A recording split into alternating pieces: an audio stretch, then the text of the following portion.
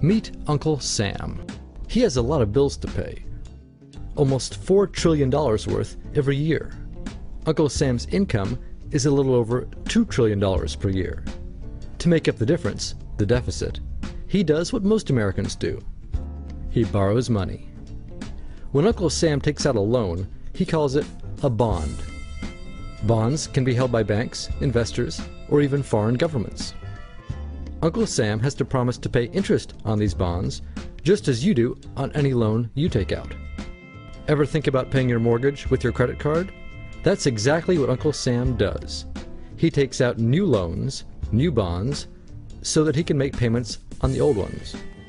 All those loans, and especially all that interest, adds up. Right now, Uncle Sam owes about $14 trillion. To put that in perspective, 14 trillion is about the same as the national GDP, the total value of all the goods and services produced by the American economy in an entire year. It's such a huge amount of money that Uncle Sam is starting to run out of people to borrow from, and he's having trouble just paying the interest on his loans. The obvious solution would be to either cut spending or increase taxes. But if he cuts spending, the people that he's spending money on would complain that they don't have money to spend, and that he was hurting the economy. If he tried to raise taxes enough to close this gap, not only would people definitely have less money to spend, he'd probably have riots on his hands. So Uncle Sam chooses the easy way to make money. Just make it. He calls up the Federal Reserve, which is our central bank, and, like magic, dollars are created and deposited in banks all around America. The problem is that the more of something there is, the less it's worth. Same goes for the US dollar. The more dollars there are, the less each one will buy. That's why commodities like gasoline, food, and gold become more expensive when Uncle Sam does his money-making magic. The commodities aren't really worth more. Your money is just worth less. That's called inflation. Remember the foreign governments that lent money to Uncle Sam? When they lent money to the American government, something interesting happened.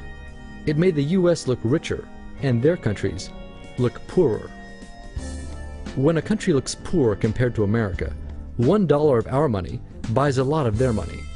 So they can pay their workers only a few pennies a day. With such low labor costs, they can sell their products in America for lower prices than any American manufacturer can. The easiest way for American companies to compete is to move their factories overseas and pay their workers a few pennies a day too. This contributes to a recession.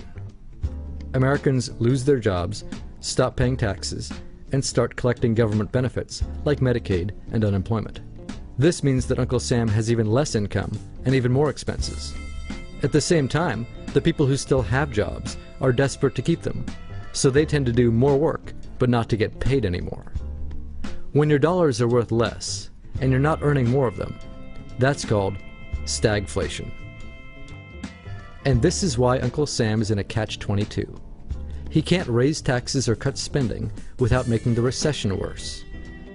And he can't have the Federal Reserve create more money without making inflation worse. For now, he can keep borrowing money, but since he can't even pay the interest on the loans he already has, it just makes his inevitable bankruptcy even worse. Whether it's in 2 months or 2 years, the day will come when Uncle Sam can no longer pay his bills. When that happens, the banks, investors, and foreign governments who are counting on that money won't be able to pay their bills. You see, just like Uncle Sam, governments, banks, and corporations don't actually have much money. Mostly, all they have is debt to each other.